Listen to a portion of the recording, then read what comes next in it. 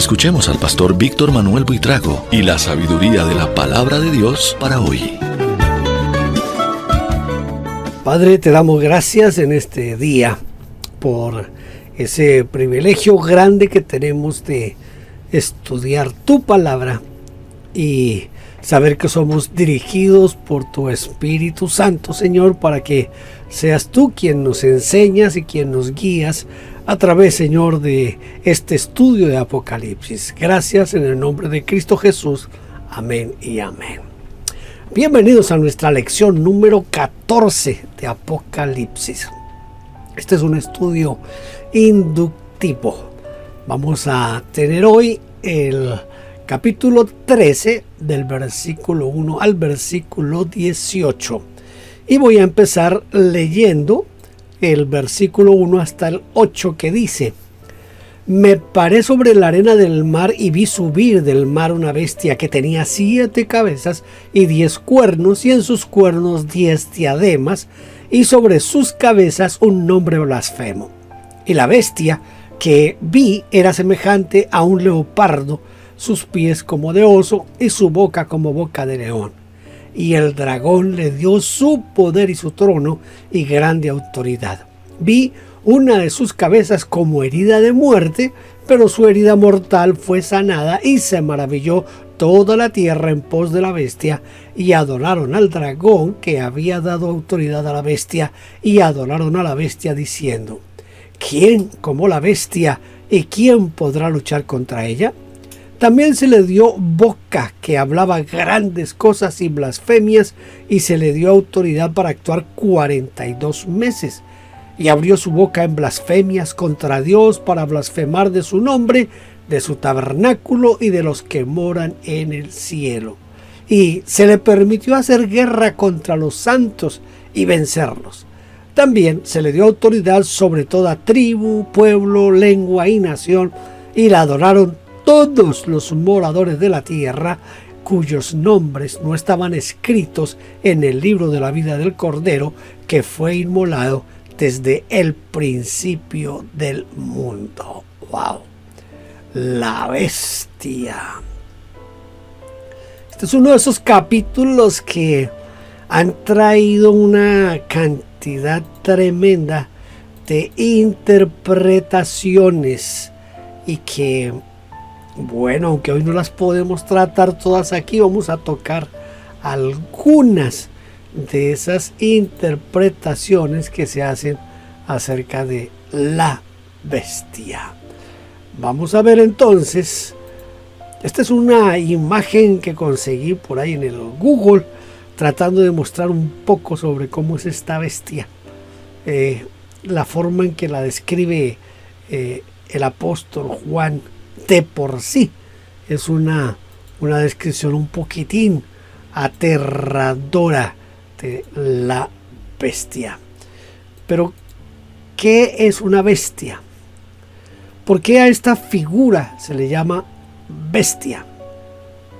Si bien generalmente se llama bestia a un animal de carga, como el caballo, como la mula, o también a una persona maleducada y bruta que no sabe comportarse, en este caso no se trata de esto, sino que se describe literalmente a un animal peligroso y amenazante que subía del mar. ¿Qué es una diadema? Bueno, traté de buscar aquí una diadema para que tengamos una descripción gráfica de diadema. La diadema era una corona sencilla, semicircular, que se utilizaba como adorno y como un símbolo de autoridad. Comúnmente fue usada por los emperadores. ¿Qué quiere decir blasfemia?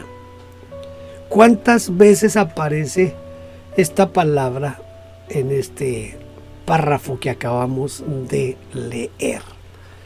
Blasfemia es cualquier palabra injuriosa, ofensiva contra Dios. Por ejemplo, decir Dios es injusto. Era considerada una blasfemia porque así se hablaba mal de Dios.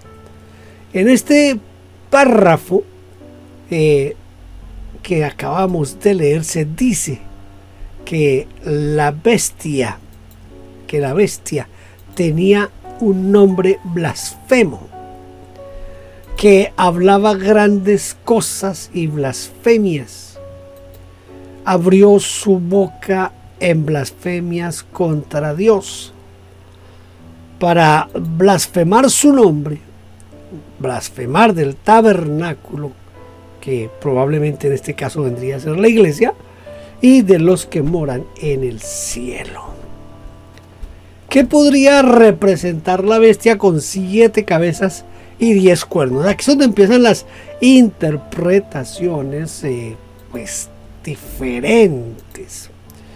Yo recuerdo que por los años 80, que fue cuando me interesé mucho por esto de la escatología, se decía que las 7 cabezas, los 10 cuernos, se referían al mercado común europeo, y que cuando se completaran las 10 naciones del mercado común europeo, hoy se llama la Comunidad Económica Europea, entonces era el nacimiento del anticristo.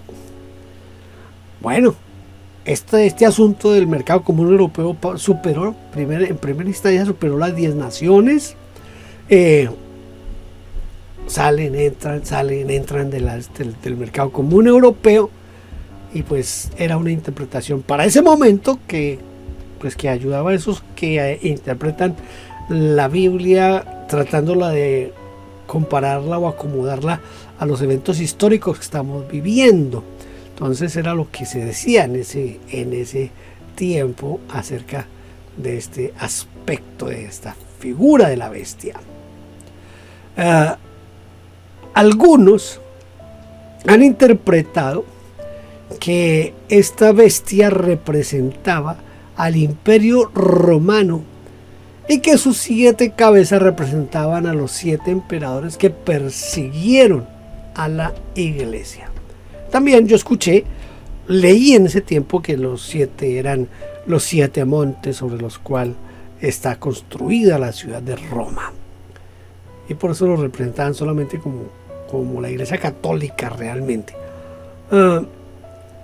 Entonces aquí se habla de ese asunto, como los emperadores persiguieron a la iglesia, pero también puede representar cualquier autoridad o poder en la historia hasta el día de hoy que se levanta contra el pueblo del Señor, porque el dragón, es decir, Satanás, ¿cierto? Satanás le dio su poder y su trono y gran autoridad a la bestia, a esta bestia. Bueno, ¿qué se le permitió hacer a la bestia? Se le permitió, o mejor dicho, Dios le permitió a la bestia, primero, hacer guerra contra los santos y vencerlos. Segundo, se le dio autoridad sobre toda tribu, pueblo, lengua y nación.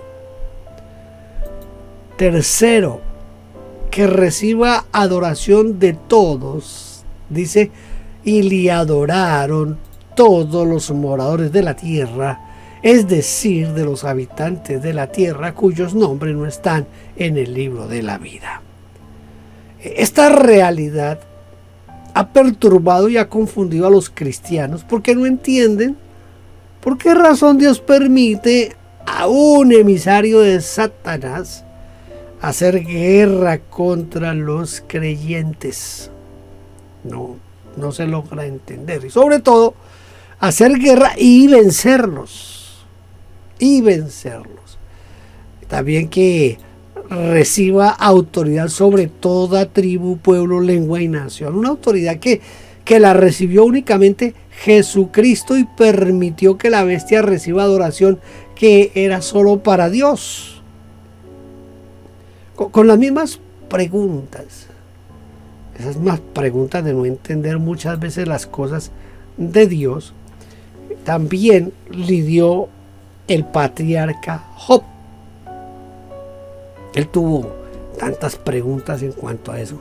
Cuando Dios le permitió que Satanás matara a sus hijos, destruyera sus riquezas, destruyera su buena fama y dañara terriblemente su salud, cuando en realidad él no había hecho nada malo.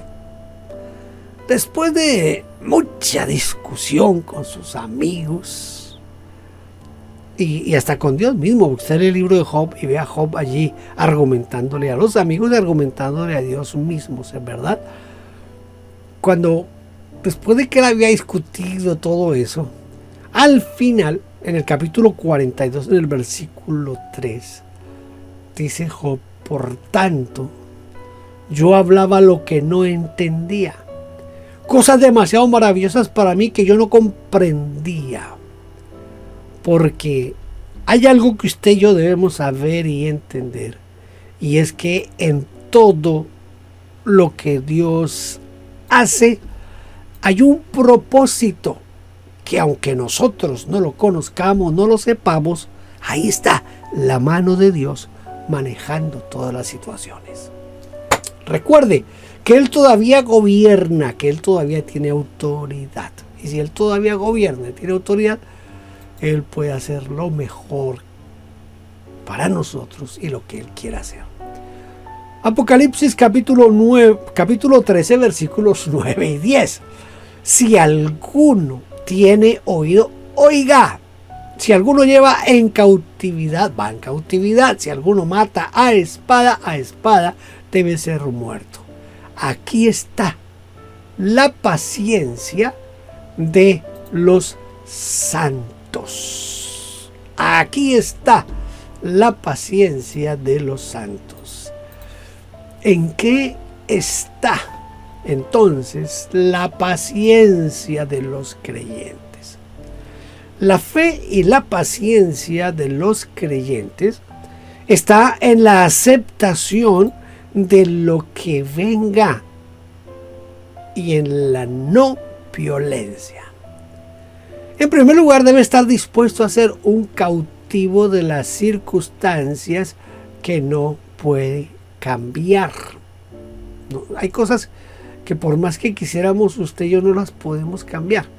Si alguno lleva en cautividad, va en cautividad. Y como traduce la Biblia latinoamericana, si alguno es destinado a la cautividad va. Por lo tanto, aquí se requiere paciencia. Y en segundo lugar, recuerda las palabras del Señor Jesús cuando fue apresado en el huerto del Getsemaní y Pedro quiso defenderlo con una espada. El Señor le dijo: vuelve tu espada a su lugar, porque todos los que tomen espada, a espada perecerán. Esto dice Mateo 26:52.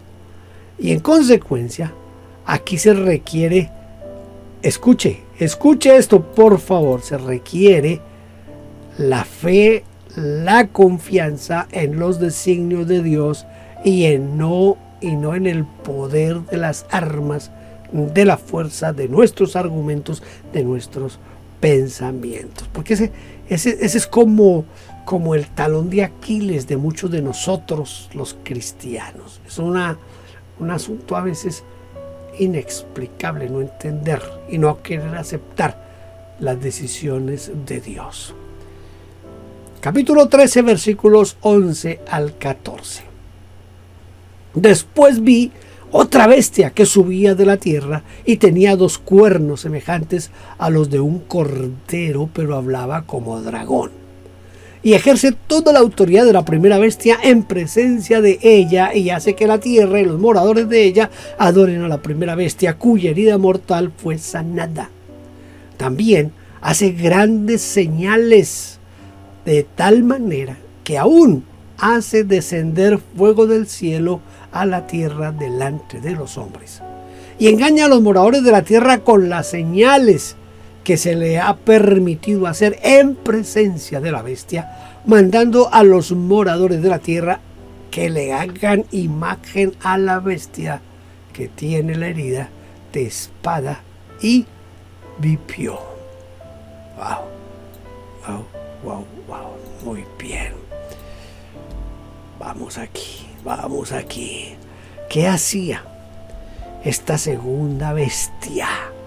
Vamos a mirar 6 cosas que hacía esta segunda bestia. Primero, parecía, daba la apariencia de ser un cordero, pero hablaba como dragón, o sea, como el diablo. Hablaba como el diablo. Segundo, ejercía su autoridad del mismo modo que la primera bestia. Tercero, hacía que la gente adore a la primera bestia. Cuarto, hacía señales como las del profeta Elías, haciendo descender fuego del cielo. Quinto, engaña a los moradores de la tierra con sus señales. Y sexto, manda a la gente para que hagan una imagen de la primera bestia que fue herida y volvió a vivir. Un pequeño apunte en este momento. No todos los que se presentan con milagros y con señales prodigiosas en realidad son siervos de Dios, instrumentos de Dios. Yo considero que eso ha sido un error en muchos lugares, pensar que los milagros y las señales nos ayudan a arraigarnos y a fomentar nuestra fe en Dios. Pero si usted lee con detenimiento toda la Biblia, usted va a encontrar que los milagros y las señales más bien como que endurecen el corazón del hombre. Y si no, solamente den una mirada al pueblo de Israel en el desierto. ¿Cuántos milagros hizo Dios y el pueblo de Israel nada que le creía a Dios? Nada, no querían creer y no andaban sino protestando a todo momento. ¿Cuántos milagros hizo el Señor Jesucristo durante su ministerio en la tierra? ¿Y a cuántos se ganó con esos milagros? Entonces, los milagros son buenos. No estoy en contra de los milagros, solo que no podemos nosotros fiarnos de que todo el que hace milagros los hace en el nombre del Señor, o que es del Señor. Apocalipsis capítulo 13 versículos 15 al 18. Y se le permitió infundir aliento a la imagen de la bestia para que la imagen hablase e hiciese matar a todo el que no la adorase. Y hacía que todos, pequeños y grandes, ricos y pobres, libres y esclavos, se les pusiese una marca en la mano derecha o en la frente, y que ninguno pudiese comprar ni vender sino el que tuviera la marca o el nombre de la bestia o el número de su nombre. Aquí es donde comienza. Aquí es la fiesta de las interpretaciones con la marca de la bestia. ¿Qué logró hacer con la imagen de la primera bestia? Lo que logró es que la imagen de la primera bestia cobrara vida y hablase.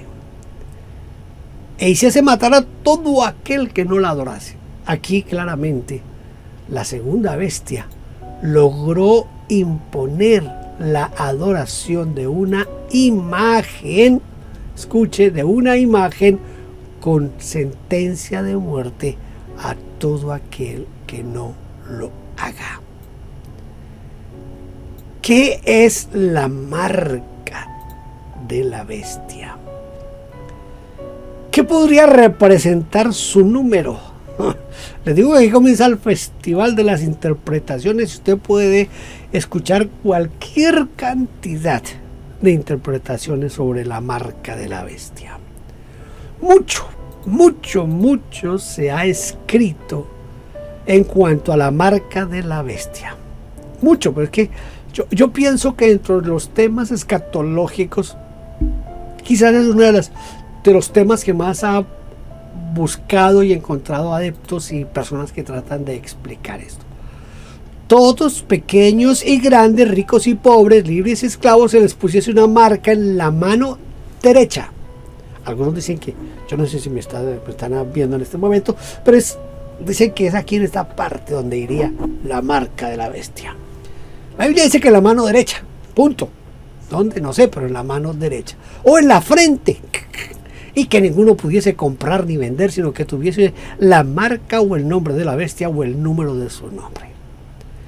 El que tiene entendimiento cuenta el número de la bestia, pues es número de hombre.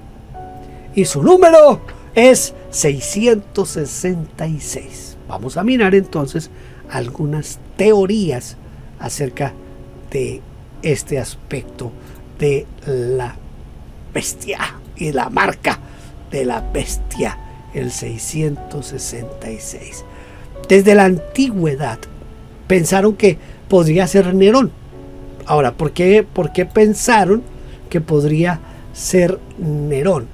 Porque, muy sencillo, fue el primer emperador que persiguió a los cristianos, y porque 666 es la suma del acrónimo que es el DCLXVI, que en realidad esto es un número romano, ¿me entiendes? Estos son los famosos números romanos del tiempo del Imperio Romano, más bien. ¿Qué significa? Aquí son pueden ser números, pueden ser letras, depende de tantos factores de interpretación.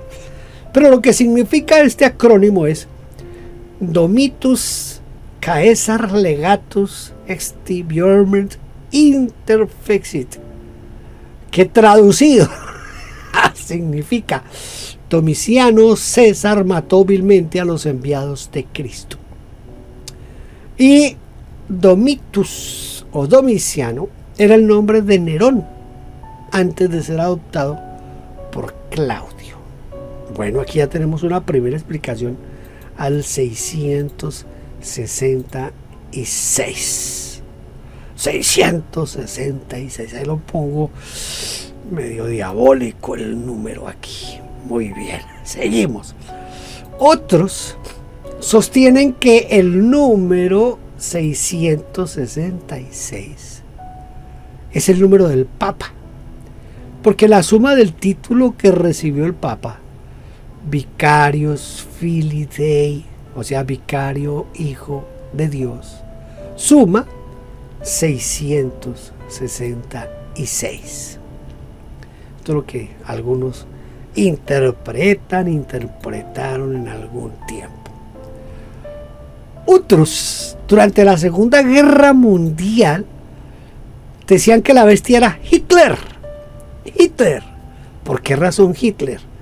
Porque resulta que cuando se suman las letras de los números del nombre de Hitler, entonces a cada letra se le da un número. Entonces, cuando se suman, en total suma 666. Ahí tenemos otro posible bestia. Bueno, se fue bestia de todas maneras. Cuarto, hace no mucho tiempo, en un descubrimiento arqueológico cerca del Mar Muerto, encontraron grabado sobre el fin del mundo, donde apareció el símbolo WWW, o como dicen los chilenos, WWW, que es 666, que sería el número de la bestia.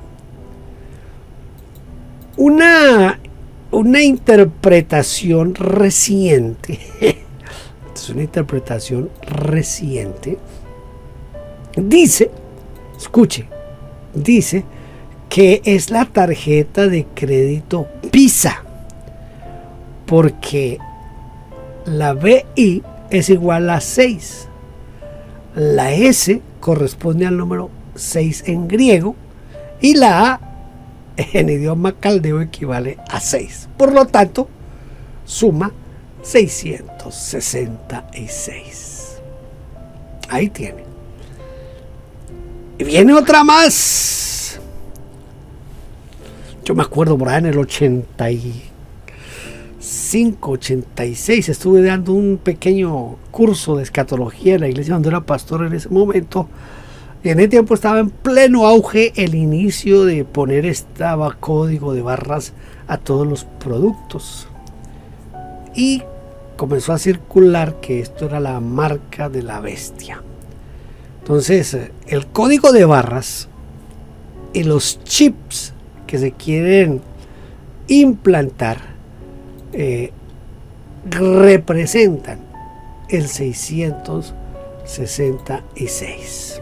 En fin, hay muchas más hipótesis y teorías pues que no vale la pena mencionar aquí.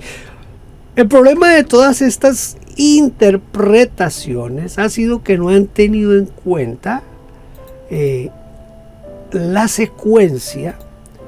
No han tenido en cuenta la secuencia de todo el capítulo, y por esa razón han sacado el texto del contexto.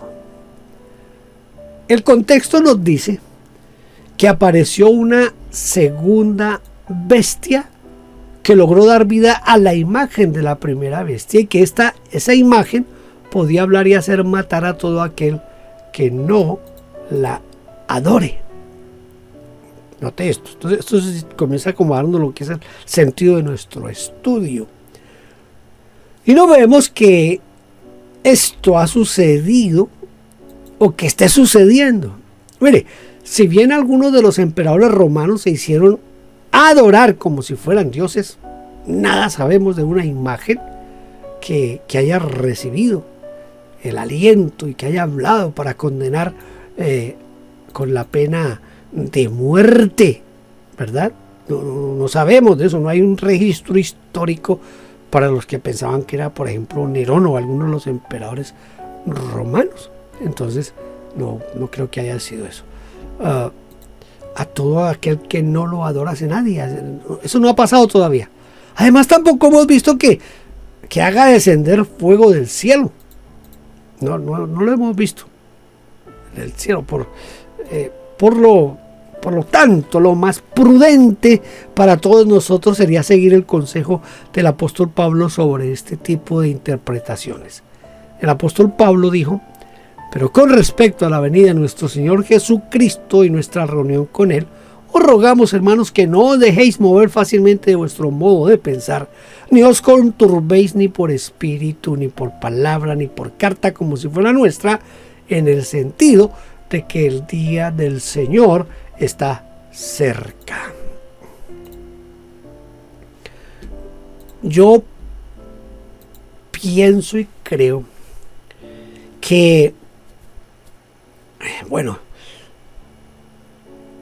hay una cantidad de versiones en Hollywood sobre el anticristo, que tal vez usted las ha visto, y en todas muestran un anticristo no desde el punto de vista bíblico, sino desde el sentido ese del pensamiento del común de la gente. Y por eso en esas películas del anticristo, por ejemplo, tratan de matar al niño apenas nazca, o tratan de hacerlo antes de que nazca, o en el tiempo de la niñez o de la juventud. Escuche, si el anticristo ya nació, si el anticristo ya está en la tierra, nada ni nadie puede cambiar la profecía. Es decir, todos esos temas hollywoodescos son los que también han afectado la fe de los creyentes en este tiempo. Esas versiones de dejados atrás, por ejemplo, no ayudan a la fe y no ayudan a lo que sería la verdadera teología. Claro, ellos lo hacen desde el punto de vista de Hollywood, y hay que vender, y tiene que causar como cierto miedo y cierta cosa, pero alejan del texto bíblico los asuntos respecto a esto. Entonces, yo pienso que la mejor actitud de nuestra parte es pensar en que la venida de Cristo está cerca, vivir sabiendo que la venida de Cristo está cerca, pero al mismo tiempo hacer planes como si se fuera a tardar 1000 años en venir. Yo vivo hoy como si Cristo viniera hoy, pero no dejo de hacer planes, no dejo de soñar, no dejo de hacer lo que tengo que hacer. Y aquí vuelve y entra en acción mi teología y su teología. Mi teología es que Cristo levanta a la iglesia antes de que comience la tribulación. Así que venga o no venga el anticristo, no debe preocuparme, porque yo creo que cuando el anticristo se revele y se muestre a la humanidad, ya nosotros estaremos en el cielo disfrutando de las bodas del Cordero, del tribunal de Cristo y una cantidad de eventos que van a suceder allá en el cielo.